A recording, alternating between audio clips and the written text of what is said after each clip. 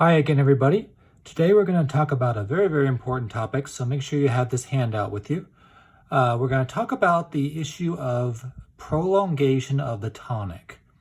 Now, this is also going to involve essentially just tonic chords and chords that have a pitch content similar to the dominant.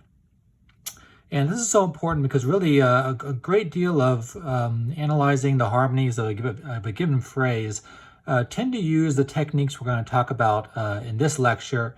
Therefore, these are some patterns you really want to learn about. So let's begin with a little overview of what we're going to be talking about. So we're basically going to be talking about specific inversions of 1 and also inversions of 5, 7, and 7 diminished 7, which can be used to prolong the tonic portion of a phrase. Therefore, multiple chords will work together to produce a tonic expansion. We're going to use the letter T for tonic. And we'll show the expansion through a second level analysis that I'll show you in a little bit. So number 2, the process by which the tonic harmony is expanded is called prolongation. This is a term from Schenkerian analysis. It's just sort of a fancy way to say expansion, or sometimes it's being called embellishment.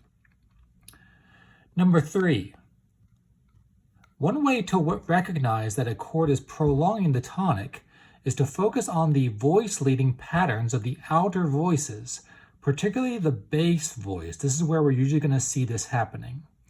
If the outer voices of these chords can be shown to embellish the tonic chord, then they are prolonging the tonic. In number 4, we're going to see 3 basic voice leading embellishments that tend to be used to prolong the tonic.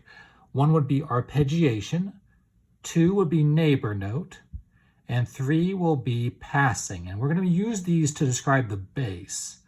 The upper voices themselves can also have these sorts of motions, but these overall labels refer to the bass. So what chords are we discussing here? As I mentioned, basically inversions of 1, 5, and 7, 7.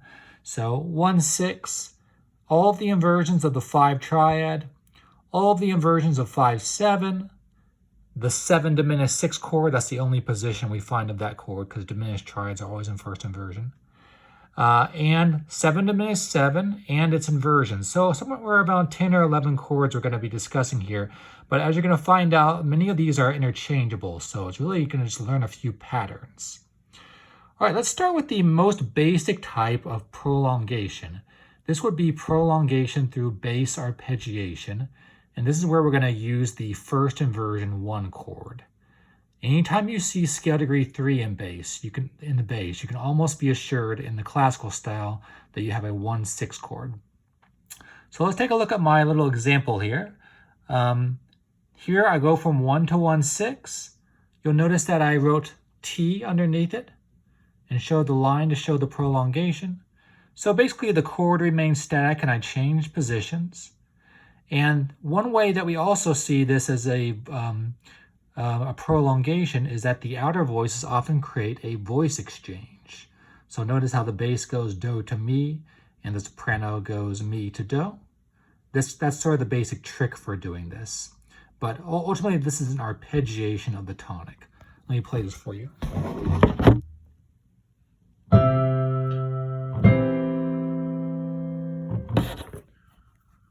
Okay, so keep this one in mind because it's going to be sort of a model for some of the other ones we're going to find.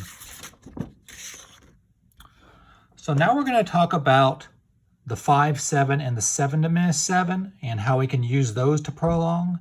But before doing so, let's review some resolution patterns and some tendency tones in these chords, because this is going to be the first order of business when resolving them.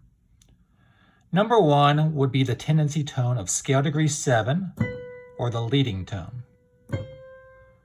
That one resolves up to scale degree 1, and that would be the third of the 5, 7, or the root of the 7 diminished 7.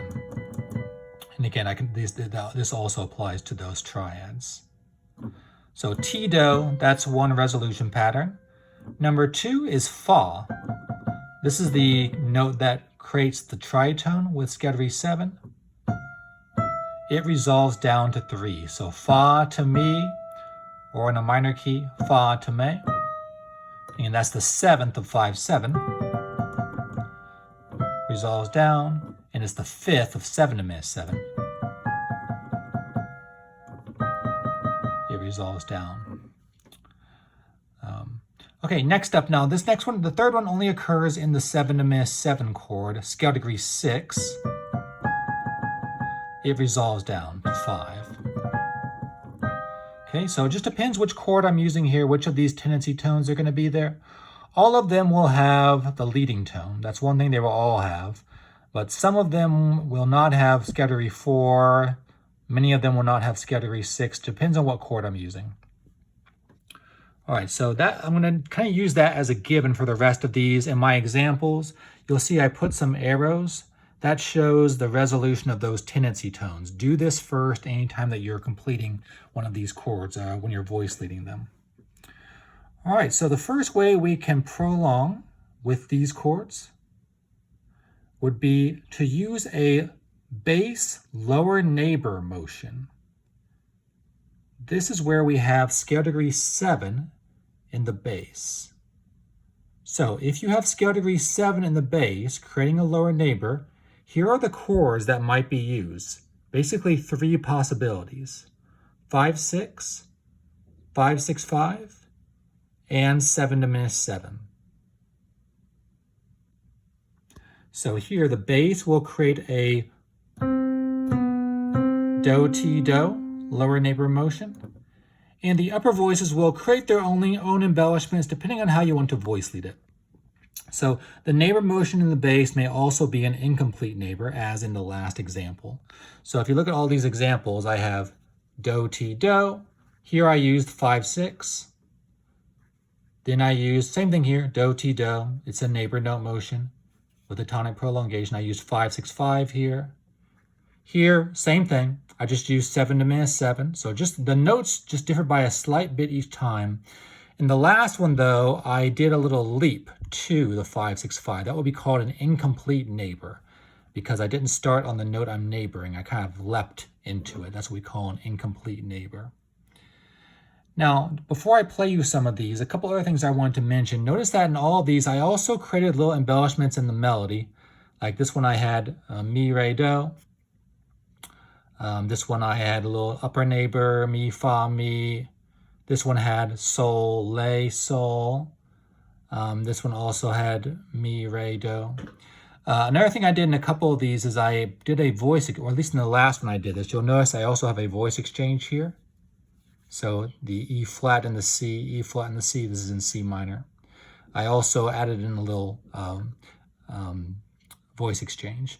Other than that, I did nothing fancy with my voice leading here. I mostly just resolved the tendency tones and then let everything else take care of itself. There is one chord that's a little bit tricky, which is 5/6. Now you might think that was going to be one of the easier ones, but it's not so easy, mainly because you have to think about doubling. In this case, just be sure that you do not double the bass, which will be a tendency tone. I usually find that the 5th is the best note to double if you're using a 5/6. So that's why I doubled the D here. That's the 5th of the chord. Notice that I actually did a little voice exchange between the tenor and the soprano. Anyhow, let me play these for you and I'll call them out. All right, here's the first one.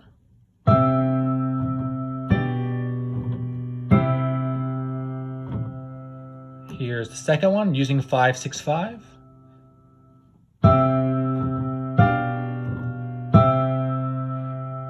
Here's the third one in C minor using 7-7. So again, those all have the do-ti-do bass. The last one is just showing you an incomplete neighbor. Excuse me.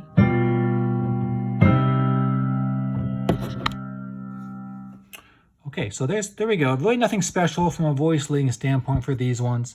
The only one that's a little tricky is the 5/6, where you make sure that you have to think about doubling for that one. All right, let's go on to the next page. All right, now next up, so if in addition to neighboring motion, I can also prolong the tonic through a bass passing motion. When I do this, I'm going to use one of the chords with scale degree 2 in the bass. All right, so the potential chords in this case are actually, there's 4 chords. There's a lot here.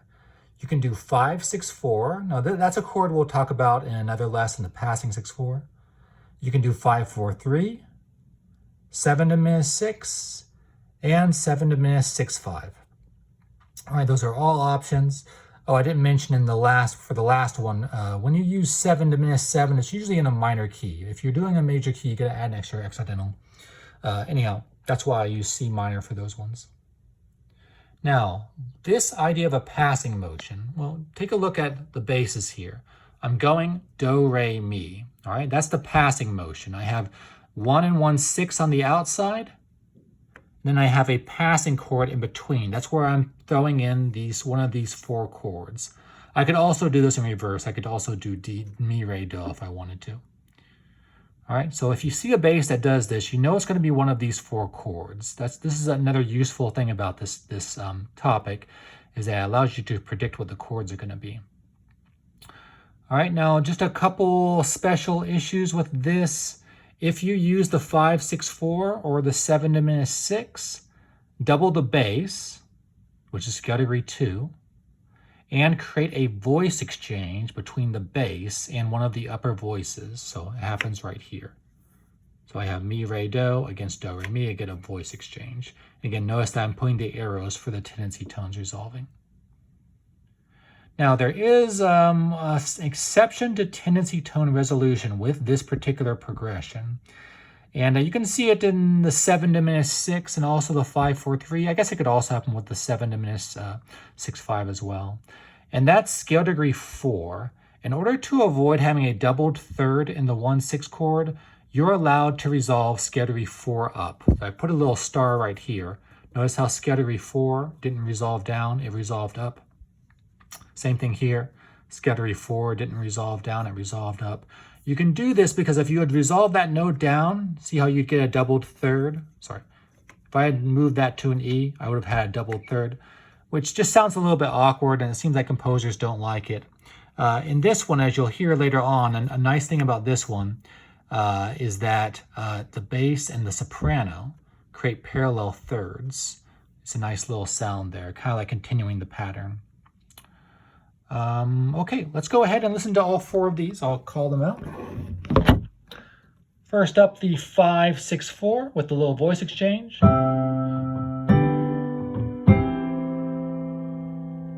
Now, something that sounds very similar. 7 diminished 6. See, that just sounded a tiny bit different.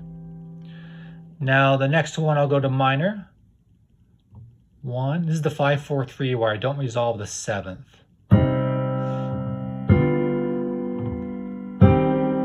Now, if you want to resolve the 7th, that would be fine too. You just get a doubled third. And now the last one, I just did the 7 diminished 6, 5. So all 4 options are here.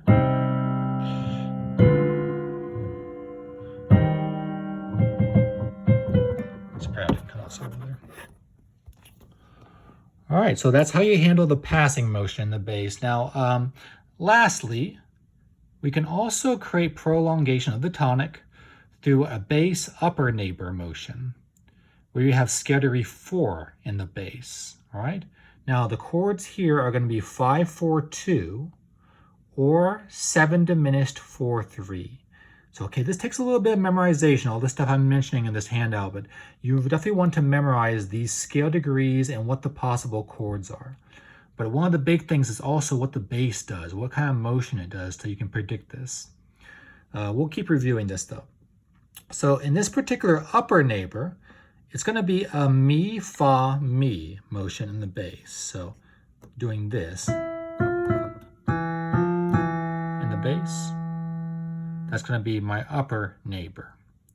This can also be an incomplete neighbor, as I have in these last 2 examples. So instead of going mi, fa, mi, I go do, then I leap to the neighbor, then I resolve down. These again are going to be examples of tonic prolongations. And if you look at my upper voices, I did various other things, like I did a neighbor note here, do, ti, do. I did mi, re, do. I did a passing tone here, passing tone here. All right, let's go ahead and listen to these 3 examples. So the first 2 use the 5, 4, 2 chord.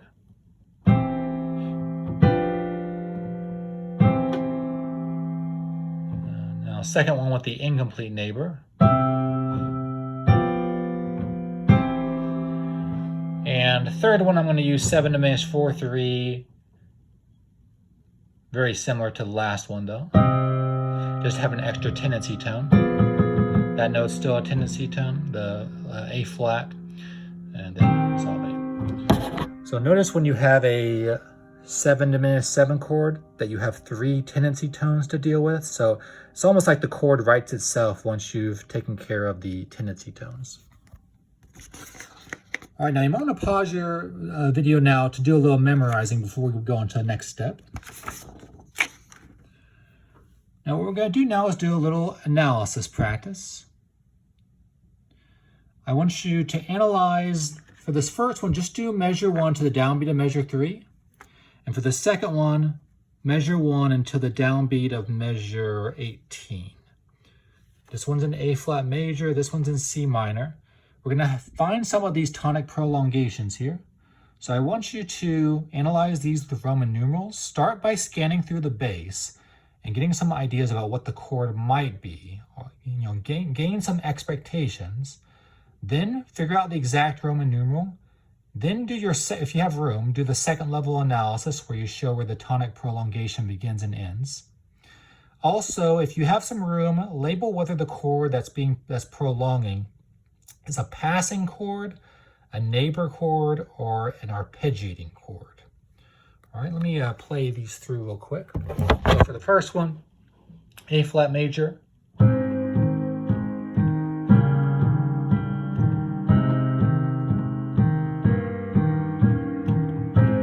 Okay, just that much. And now for the second one, I'm going to need to play this a little slow.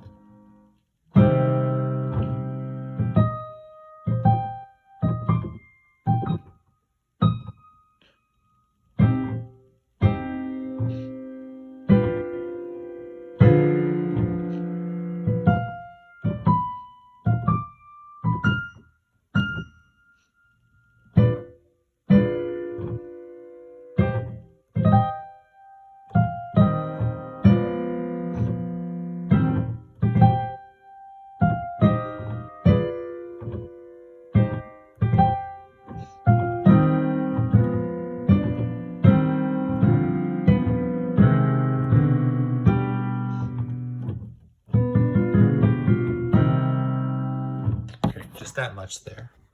All right, pause your video now and work on this, then I'll show you my answers.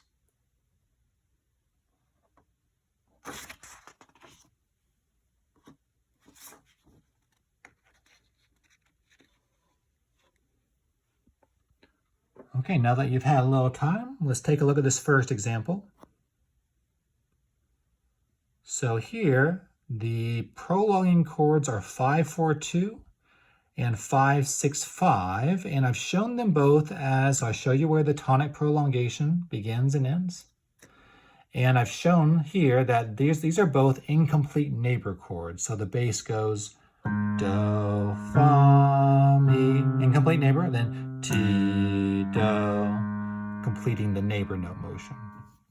All right, so that has kind of a leaping bass, but we can still see how it prolongs the tonic.